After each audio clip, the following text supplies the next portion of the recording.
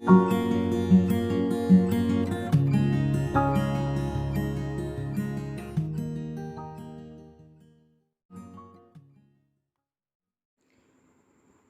students, welcome you all once again on my channel।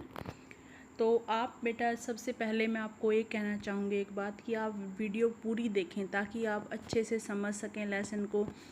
आप कोई video देखते हैं, कोई नहीं देखते हैं, उससे आपका कंसेप्ट क्लियर नहीं होगा, चाह कर भी नहीं कर पाओगे। So that you have to do और watch complete video and reading of the chapter. हम अपने 9th क्लास के सिलेबस के लास्ट लेसन ऑफ ज्योग्राफी पर हैं, that is natural vegetation and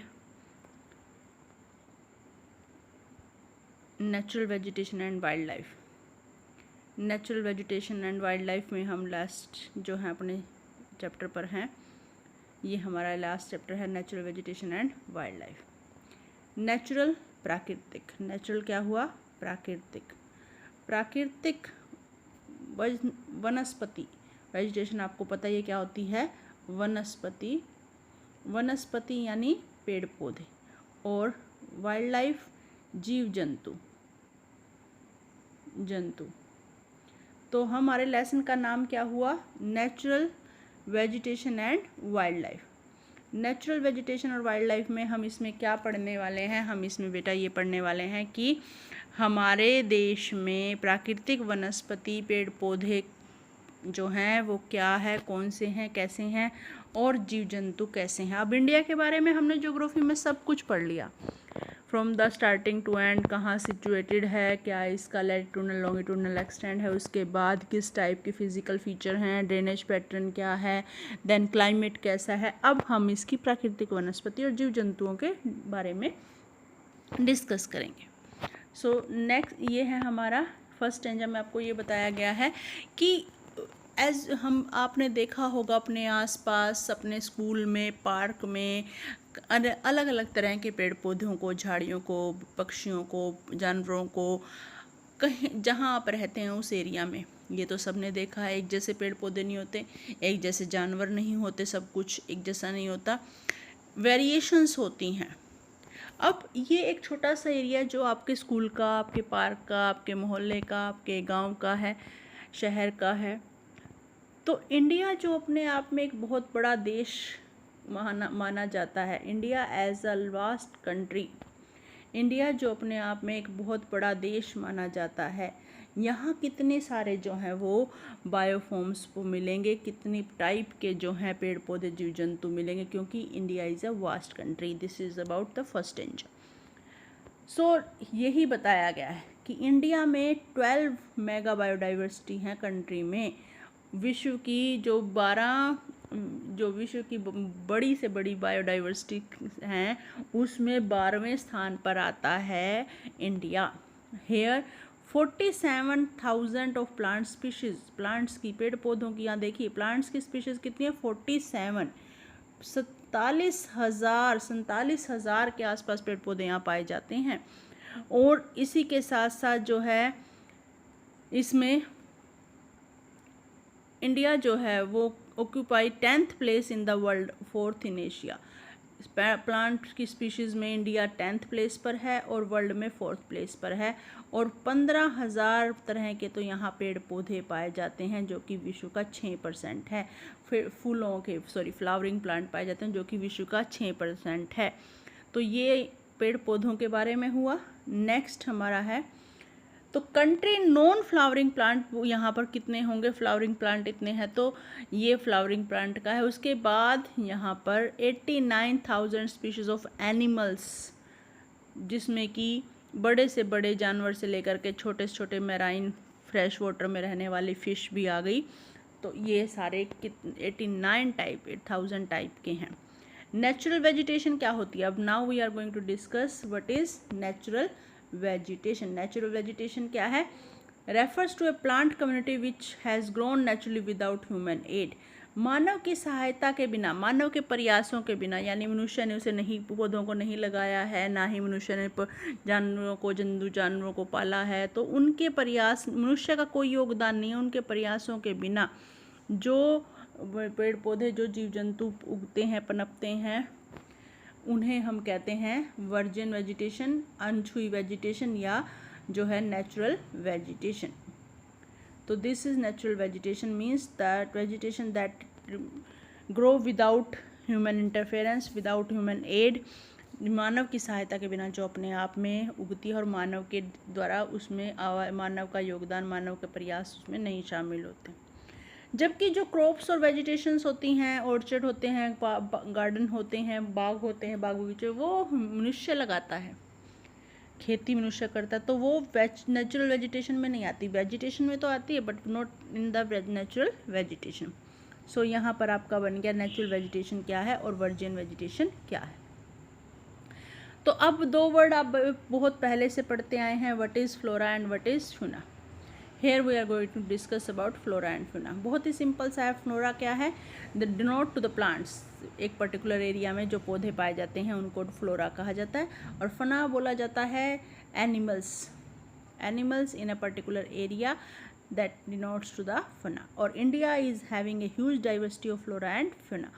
India में फ्लोरा और फौना की बहुत ज़्यादा ह्यूज बड़ी मात्रा में पाई जाती हैं फ्लोरा और फौना। अब इसके बाद हम पढ़ेंगे नेक्स्ट कि factor affecting the flora and fauna. तो that we are going to discuss कि why there are huge variety of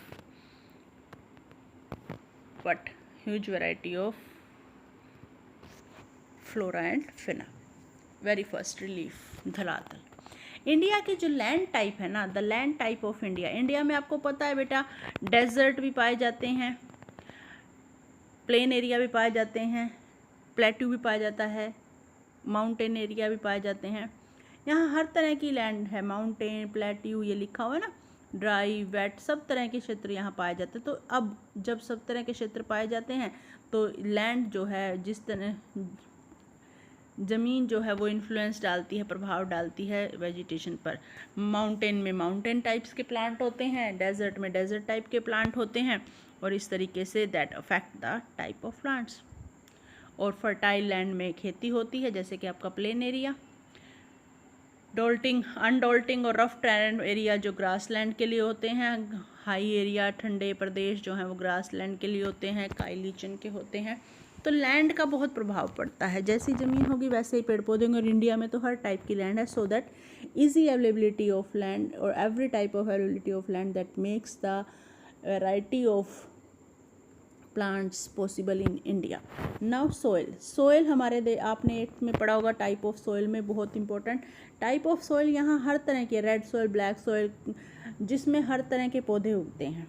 अब ब्लैक सॉइल में कॉटन क्रॉप होती है, रेड माउंटेन सॉइल में जो है आपके ब्लैक सॉइल में बेटा as you know in black soil you know that हम बात कर रहे हैं ब्लैक सॉइल में कॉटन होती है। तो सैंडी सॉइल जो होती है उसमें डेजर्ट में सैंडी सॉइल, बालुई मिट्टी आपको पता होता तो कैक्टस उगते हैं, थ्रोनी बुशेस उगती हैं। जबकि वेट मर्शी सॉइल जो होती है, डेल्टिक सॉइल जो होती है, उपजाऊ मिट्टी जो होती है, मैनग्रोव फॉरेस्ट पाए जाते हैं, डेल्टिक वेजिटेशन में पाए जाते हैं। और प्लेन एरिया में जो एलुवियल सॉइल होती है वहाँ पर आपको पता ही है एग्रीकल्चरल क्रॉप्स उगाई जाती हैं। और हिल स्लोप्स पर क्या होता है, पहाड़ियों पर, हिल स्लोप्स पर बेटा जो है वो सॉइल ऐसी होती है कि गहराई तक जो है पत्थरीली होती। तो क्रॉनिकल ट्रीज़ वहाँ पाए जाते हैं। What type of trees? Chronicle, त्रिकोणीय आकार के। तो सॉइल का बहुत महत्व होता है, इम्पोर्टेंस होता है। Soil is very important because every plant having a special type need a special type of soil. हर पौधे को एक विशेष प्रकार की मिट्टी, विशेष प्रकार के कंपोनेंट की ज़रूरत होती है जो उसे मिट्टी से मिलते हैं। तो आपने भी कई बार देखा होगा, बचपन में आपने किया भी होगा, हम भी करते थे। जैसे आम खाकर आम की गुठली उगाते थे तो नहीं उगती थी, सेब खाकर सेब के बीज उगाते थे तो नहीं उगते थे, because they need a special type of soil. अब है बेटा क्लाइमेट हम पिछले चैप्टर में ही कर आए हैं। क्लाइमेट जो है चैप्टर में वो वेजिटेशन पर भी बहुत प्रभाव डालता है। अब आपने देखा होगा बहुत ज़्यादा बारिश होती है या तो आपके चारों तरफ हरियाली हो जाती है। जब बहुत गर्मी पड़ती है तो सब कुछ सूख जाता है, या बहुत ज़्यादा सर्दी पड़ती है तो पौधे सूख जाते हैं। सो दैट के temperature effect the temperature and climate effect the vegetation. तो टेम्परेचर जो है बहुत इफेक्ट डालता है। तो कैसे कि mainly determined by temperature. Vegetation तो है मुख्यतः टेम्परेचर से ही डिटरमाइन होती है, जहाँ पर कि ह्यूमिडिटी होती है, प्रेसिपिटेशन होती है, बारिश होती है, सोइल अच्छी होती है, उसके साथ साथ टेम्परेचर भी मैटर करता है। हिमालय की स्लोप्स पर, पहाड़ियों पर, ढलानों पर, हिल्स में, पेनिनसुला में जहाँ 915 मीटर तक की ऊंचाई होती है, टेम्परेचर जो है घटने लगता है, वेजिटेशन उगनी बंद हो जाती है। तो this is the climate.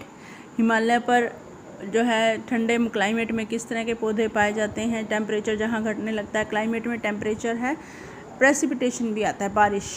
Climate के फैक्टर्स होते हैं ना बेटा, temperature, precipitation, rainfall, amount of rainfall को प्रेसिपिटेशन कहते हैं। तो क्लाइमेट में टेम्परेचर कैसे इफेक्ट डालता है कि ज़्यादा टेम्परेचर होगा तो पौधे नहीं होते, जैसे डेजर्ट एरिया है, या टेम्परेचर ज़्यादा कम हो जाता है बिल्कुल जैसे हिल्स में, तो वहाँ पौधे नहीं होते। एक नॉर्मल टेम्परेचर, एक एवरेज टेम्परेचर पौधों को चाहिए होता है। तो सब ट्रॉपिकल टेम्परेचर जिसे हम बोलते हैं, अल्पाइन वेजिटेशन जो है सब ट्रॉपिकल एरिया में पाई जाती हैं। तो temperature effect a lot. And next is what it is photo period. Photo period means amount of sunlight, sunlight कितनी प्राप्त होती है।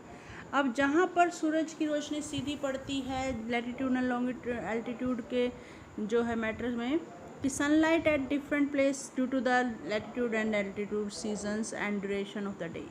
ये आप अच्छे से पढ़कर आ चुके हैं 9th क्लास तक की। पृथ्वी पर सूरज की रोशनी एक समान अनुपात में सब जगह नहीं प्राप्त होती है। Differ from place to place means latitude to latitude और एल्टीट्यूड टू एल्टीट्यूड। तो जो है पोलर्स पर सूरज की रोशनी बिल्कुल नहीं पड़ती है या स्ट्रेट नहीं होती है, और इक्वेटर पर सूरज की रोशनी स्ट्रेट पड़ती है, सनलाइट स्ट्रेट पड़ती है। तो वहाँ पर जो है वो इस कारण से जो है वो वेरिएशन ऑफ प्लांट्स पाई जाती है। तो सूरज की रोशनी में ये इसका एक बहुत अच्छा एग्जांपल है, आपने साइंस में पढ़ा होगा कि पौधे को धूप में रख दो तो वो ग्रो करता है, अगर उसे कमरे में रख दो तो वो मुरझा जाता है। ये बहुत कॉमन एग्जांपल है, साइंस में आपने पढ़ा होगा, एसएस में भी पढ़ा हो शायद। तो ये क्या है, बिकॉज ऑफ सनलाइट। तो जहाँ सूरज की रोशनी अच्छी मिलती है तो ड्यूरेशन जहाँ पर ज़्यादा होती है सनलाइट की, वहाँ पर पौधे तेज़ी से ग्रो करते हैं, जैसे कि समर में करते हैं। अब आ जाता है precipitation, amount of rainfall. Amount of rainfall का क्या मतलब है कि बारिश कितनी प्राप्त होती है। डेजर्ट एरिया का आपको पता ही है, बारिश नहीं होती तो वहाँ कुछ नहीं होता। तो साउथ वेस्ट मानसून हमारे देश में आता है, रिट्रीटिंग मानसून के कारण सर्दियों में बारिश होती है। तो इस मामले में पूरे देश में आपने पढ़ा था कि rainfall amount is not similar, same, हर जगह एक जैसा नहीं है, डिफरेंस पाए जाते हैं। तो दैट्स वाई, तो बारिश के अनुपात के अंतर के कारण वेजिटेशन भी अलग अलग पाई जाती हैं। ये फैक्टर हैं that those who affect the vegetation. अब आ जाते हैं कि इम्पोर्टेंस ऑफ फॉरेस्ट। फॉरेस्ट क्या किस तरह से इम्पोर्टेंट है, पहले तो आपने पढ़ा ही है कि forest are the renewable source, ये दोबारा रिन्यू हो जाते हैं।